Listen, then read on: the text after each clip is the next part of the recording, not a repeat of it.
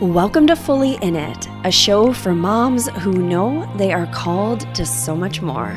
Join me, Kate Saffel, a life and a business coach, and a woman on a quest to show that anything you desire for your life is truly possible. This show is about going fully in it for you and the people you love by showing up powerfully in all areas of your life. Join me for weekly episodes that will inspire you to follow your intuition, lead with integrity and heart, and create the life you've always dreamed of. Hey, my loves, welcome to episode 109 of the Fully In It podcast.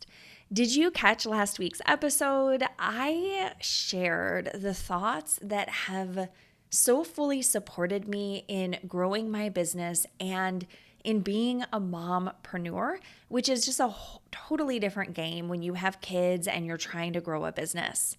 This week, I wanted to share the thoughts that have supported me in motherhood, kind of along this journey of really struggling in the earlier years of motherhood, feeling overwhelmed, and then how I was able to pivot out of it. And a lot of that I really attribute to the impact of doing the inner work and shifting my beliefs around myself, my kids, my family, and what was possible. So if you haven't listened to the first part of this series, go back and listen to episode 108. Especially if you are a mompreneur, you have a career, or you hold some kind of leadership role, I think it is going to be incredibly beneficial to you. And then let's go ahead and jump right in to the beliefs that have served me the most to go from barely getting by in motherhood to truly thriving in momhood. You know, I have to be honest that I never actually pictured myself becoming a mom. It wasn't something as a child that I spent a lot of time thinking about. And I have talked to quite a few women who they remember as kids dreaming about and thinking about someday being a mother. This just wasn't the case for me. I don't really know why. I have talked about this in past episodes, but I was the kid playing businesswoman at like age 6 or 7, not even teacher. It was straight up businesswoman. And I would try to sell things to my parents. And so when I got older, and I became an adult, I met my husband, Kirk. And I remember one of the early conversations that we had was about our dreams for the future. And at that time, I was willing to consider maybe having 2 kids, and he wanted 6, of course. And I thought, yeah, there is no way that that is going to happen. But my perspective on becoming a mom began to shift and change after I got married, and ultimately when we started our own family. Motherhood became so much more real to me. It went from this thing that was outside of me that I didn't really understand. I didn't have an idea of what that experience was going to be like until I actually held my first child in my arms. And it showed me how much I actually wanted to be home with my kids. Because at that time, I was really like full force, I'm going to have the big high-powered career. I was getting my graduate degree in museum work and art history. And I was even interning at a museum in Boston, the Museum of Fine Arts, when I found out I was pregnant with my first. And suddenly here I am, I just had my first child and I'm holding her in my arms and I'm just thinking, gosh, I don't want to go back to work. I was teaching at a private high school at the time while I was getting my graduate degree. And I was like, I don't want to do this.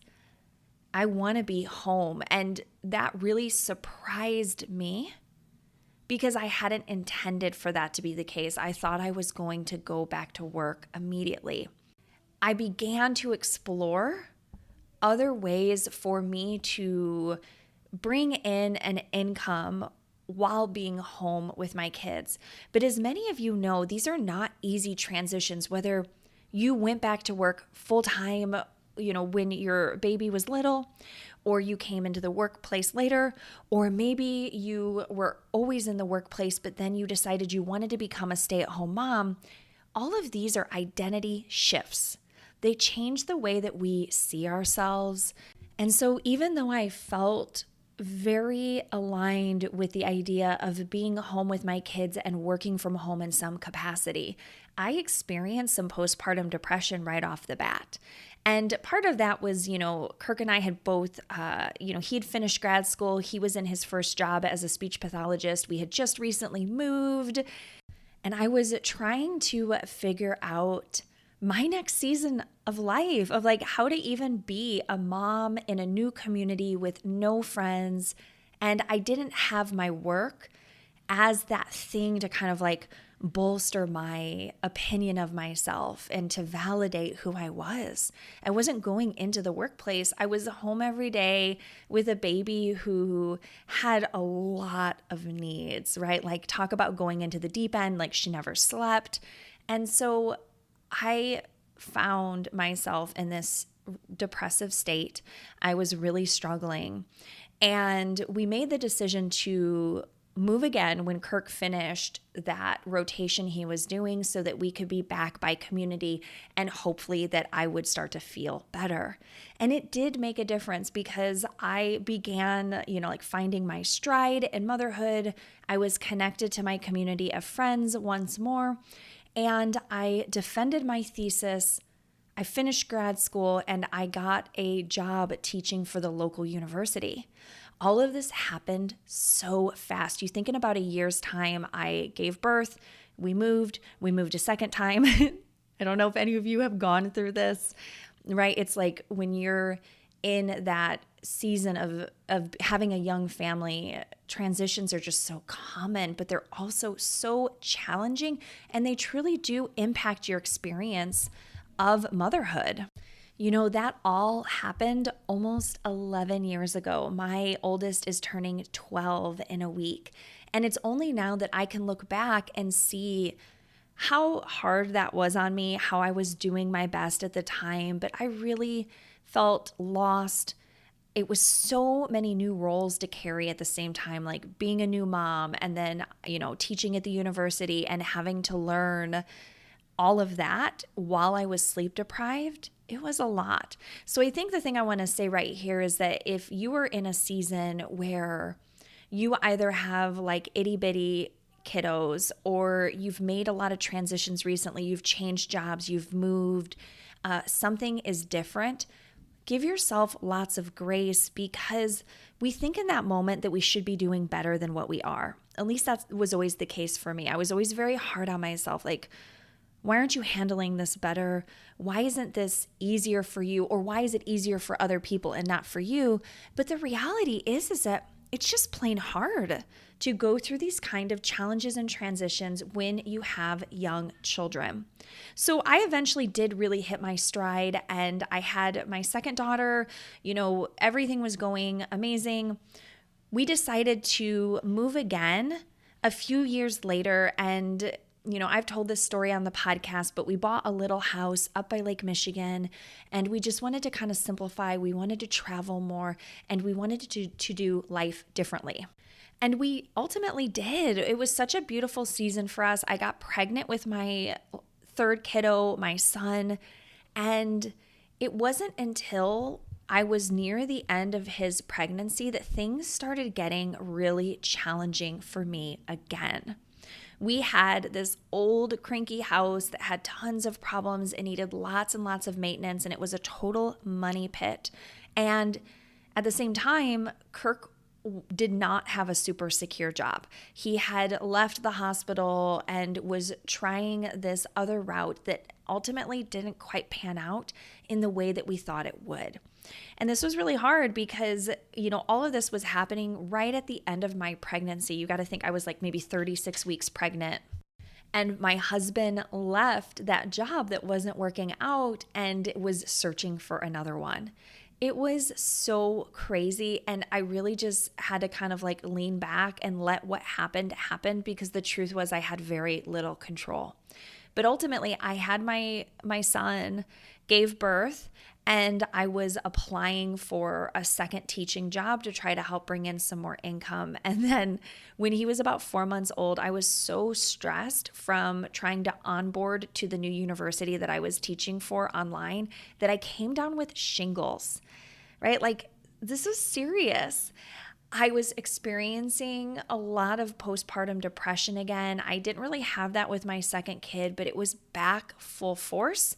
And I was really struggling to keep up on all of the things and not feel resentful, overwhelmed, or just plain sad. This wasn't how I had wanted my, like, the newborn period to go. If you can relate to that, like, there's like that idea of how you think it's going to be, and then there's the reality of what you actually experience, and it creates this cognitive dissonance that can be incredibly challenging. So, how did we deal with that? Well, we decided to start traveling full time. Yes, that was how we managed everything that was happening. And ultimately, it was a good move because Kirk took travel medical positions that paid incredibly well, and it helped us move into more security as a family. But I took those feelings of just struggling and being overwhelmed onto the road. At the same time, we had chosen to homeschool. And so I was trying to homeschool my oldest, who I believe was like, she had just turned 7 when we got onto the road. She was having challenges with reading, and it was a lot of stress all happening at once. We were on the road and I felt incredibly isolated. I felt lonely. I didn't have any like community of women around me. And sure, I had friends that I could call, but it's just not quite the same. And maybe you have experienced this too, where you're in a situation and you just don't really have any mom friends who get you, who are there for you. And it makes being the kind of mom you want to be so much more challenging because there's no support for you, the woman who has to hold it all. And I really believe in the concept of the invisible load. If you have heard about that, that is just the idea that as moms, we carry such a bigger mental load typically than our partners. We are the ones who remember the dentist appointments, the doctor's appointments, the forms to mail in, the things that we need to buy, the grocery list, all of that. It creates such an overload in the brain, and that in itself can feel like a job. But then you also have the home tasks, you have the taking care of the kids, you have your career if you have a career, and it's so many moving pieces at once. So I hit a point where I didn't really want to get out of bed. I was really struggling. I tried to use an online therapist. I was really hopeful that that would be the thing that would make a difference, and it just was not a good fit.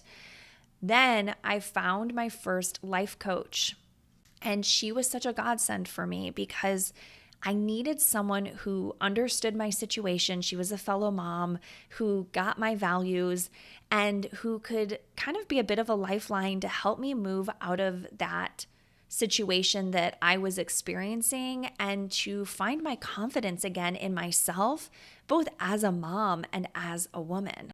So with her help, I was able to really start shifting how I saw my motherhood experience. And what I realized doing this work, I was in this like big personal growth phase. Once I kind of like connected, like, wow, I've really hit this rock bottom and I don't want to be here. I started reading all the books that I could get my hands on. I started working with my coach, obviously. And I came to this realization that much of what I was experiencing was because of what I was unintentionally believing about myself and my kids, my husband, and my home life. I was perpetuating these beliefs that were not serving me. Some of them I had just kind of picked up along the way. And this happens to us. We hear what other women say, or maybe you hear what the female members of your family have said about motherhood. And especially when you hear that at a young age, you integrate it into your subconscious, and you may not even realize that that is what you are reacting to. Those are the thoughts that you are holding on a daily basis, and you're not even meaning to, but all you can see is the outcome of what that thought is creating. It's creating the overwhelm. It's creating the spinning, the frustration, the doubt, the self-judgment, the comparison to other moms. And I can tell you, it doesn't have to be this way. It just doesn't. That was my experience, was once I built that awareness, everything began to change for me. So at that time, I had thoughts like, nobody gets how much I have to do for everyone, and it's not fair. It's not fair I have all of this on my plate. And it was a very self-pitying thought.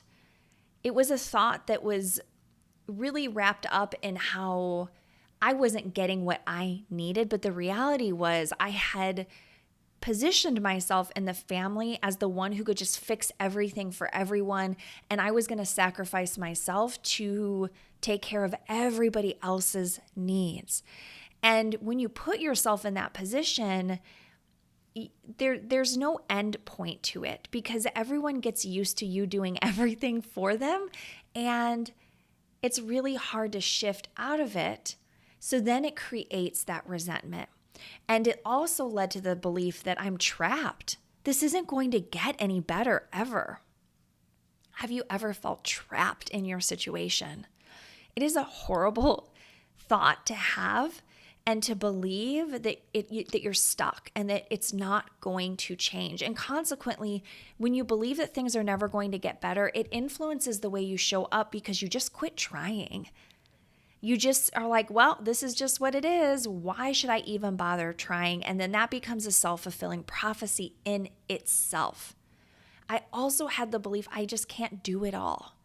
And it was almost like, it was like an excuse I was making to myself. Instead of setting like boundaries, deciding how I wanted to use my time, communicating effectively with the people I love, I would just tell myself, well, I can't do it all.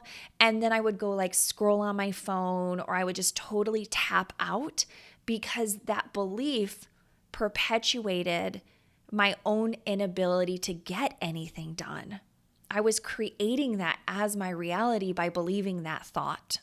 So if you have lived in the emotions of resentment and frustration and overwhelm and comparison and self-judgment, I understand you so deeply, because this has been my experience too. And mindset work is what changed my life, because it empowered me to see that if I think differently, I could feel differently, and then everything around me changed. You've heard me say this before. We believe that we'll feel better when our home changes, or I'll feel better when my husband acts differently, or I'll feel better when my kids finally behave. But the reality is that everything is an outcome of what is happening within us. And when you commit to thinking and feeling differently, I promise you, your outer world is going to shift and change in the most beautiful ways. So I want to share with you some of my most loved thoughts about motherhood that I began believing on purpose and with the deepest intention. I knew that it was up to me to change my motherhood experience. And I got to a point where I was willing to do that, because it wasn't going to work anymore to keep doing what I was doing, and like looking down the tunnel of like how many more years I was going to have of just pure struggling and overwhelm.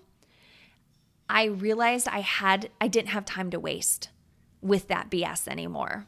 So the first thought I began believing on purpose was, I've got this. I've got this.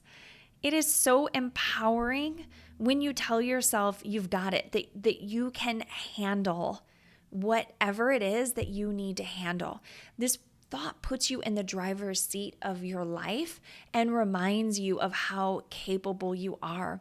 And I used to have to say this to myself quite often, because I was doing a lot of things that felt outside of my comfort zone, like homeschooling my kids and trying to teach my oldest how to read.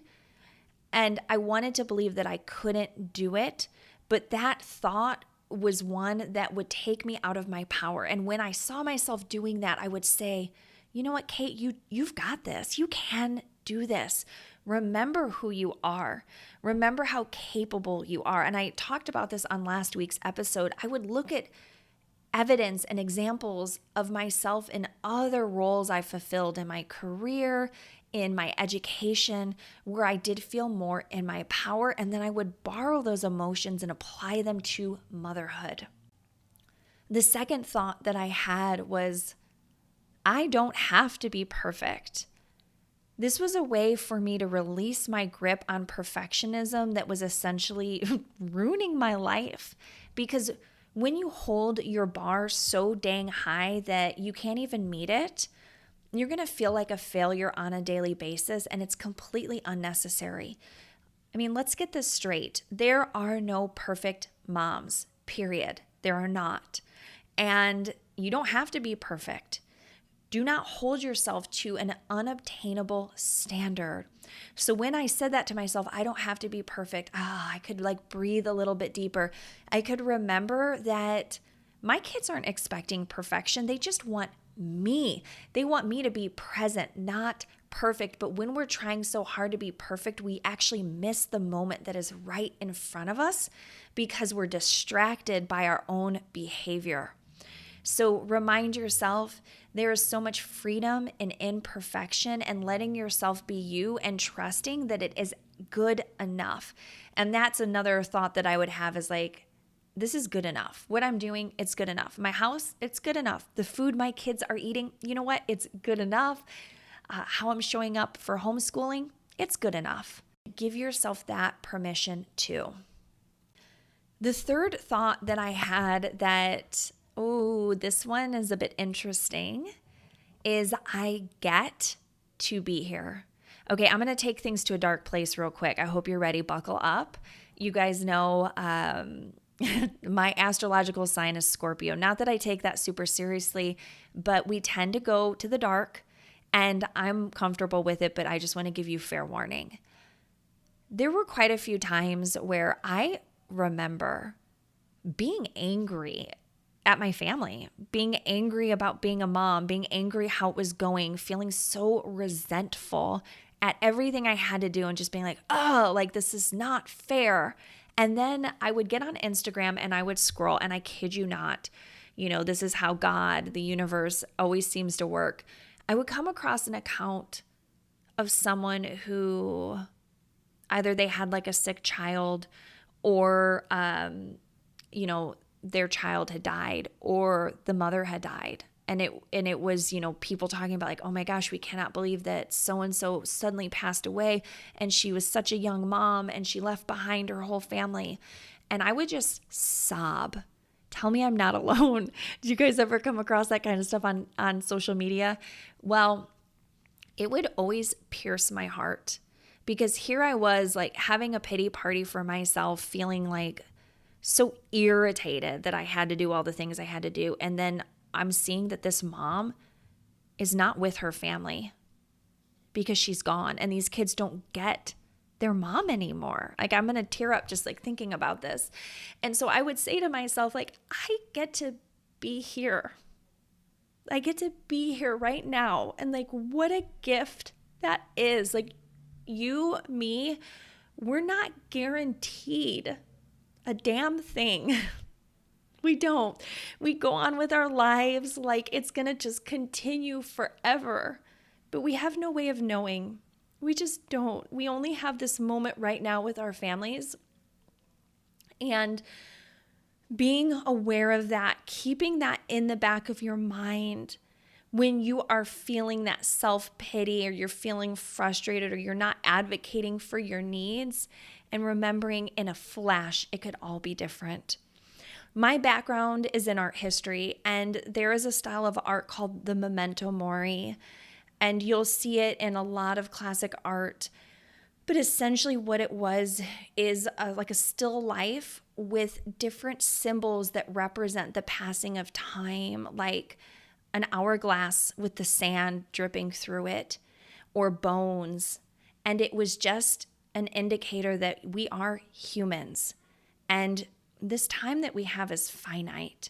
And especially as moms, our kids are only home for a set amount of time. This is why it's so important that we make the most of it. We make the decisions that are best for our families now, and we don't wait. Okay, I had to like breathe a little bit after that last thought. Whew, my goodness. I thought I was going to just like start sobbing. I had to kind of hold it back there. My fourth thought that has really served me is there's more than enough time. There is more than enough time. This is one of my much loved thoughts to fall back on when I find myself being frantic, running around in an overwhelmed state. It's because I somehow slipped into this default belief that I don't have enough time, that there isn't enough of me to go around, and it's a no-win situation. But when I take a deep breath and I remember, actually, there is more than enough time, I get to decide how to use my time. I'm the one who's in control of this situation. I'm the one who put this stuff on the calendar. I'm the one who said yes to the job. Then it empowers us to take it back and to make decisions that are intentional for how you are going to relate to your time. If you truly believe that there was more than enough time to do what matters most for you, would it create a sense of peace for you? Would you begin relating to your time differently? And by extension, the way that you relate to your family, I want you to really consider that. We use time as an excuse for why we can't be the kind of parents we want to be, or why we can't create the home that we want to have and the experience we desire for our families. But I promise you, you actually do have more than enough time. The final thought I want to share with you is I am the example of what's possible in motherhood. I'm going to just throw that on the end, but really I'm just the example of what's possible is enough in itself. And let me explain what this means. I used to think that what I did on a daily basis in my home actually didn't matter. Nobody was going to see it. Nobody would see how I ran my home or how I parented, and that it was just going to be more of the same day after day. So what does it really matter? And that's a really defeating way to think about yourself, about your home, and about what is possible. And I heard this thought somewhere else. I did not come up with this, so I can't take credit for it. I just can't remember who was the original person I heard say this. But it was the idea of I am the example of what's possible. And it empowered me to think outside of myself when it came to my motherhood experience. For example, if someone else was witnessing the way I'm showing up in my home and for my kids, what would they think? Would they be inspired by the way that I'm doing things? Or would they be like, what the heck is she doing?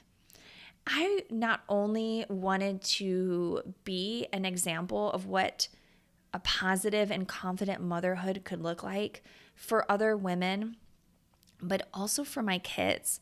You know, I didn't want them to grow up and just like have this perception of motherhood as this time that you're overwhelmed, you're frantic, you're angry, you're not very nice, like, oh, my mom was just always in such a bad mood and she yelled all the time and she never had time for us. She was always distracted. She was always busy. I wanted to show my kids that you can be an incredible mom and you can have interests and desires and passions of your own, especially as I started my business. It's a challenge. You know this. It's a challenge of growing a business when you have kids at home, and also like for fun, I'm homeschooling too. And I could either really see that as a challenge, or I could see it as an opportunity to show myself and show others what is truly possible for women. And maybe for you, that might feel like heavy. That might feel like too much. And so I want to caution you with this thought that if it doesn't feel good to you, you come up with your own version of this. But for me, it was empowering as hell. And ultimately, going back to last week's episode, I'm the example of what's possible in motherhood, but also in my business, really helped me to grow quickly because it was no longer actually about me. It became about showing other women like, you know what, we can do this. We can be the kind of moms we want to be, but we can also make the income we want to make. We can take care of our families. We can go after our dreams together, and it's all possible. So I hope that these 5 thoughts that I shared have served you. These are not the only ones that I've leaned on over the years. And I want to really encourage you to ask yourself, what do I want to believe on purpose about being a mom, my motherhood, my home life, my kids? Write it down, get clear for you, and then practice saying these things to yourself and see how it feels in your body. Do you notice an emotional shift? Does it change the way you carry yourself and you show up on a day-to-day basis? That'll be the fruit that tells you that these shifts are working for you.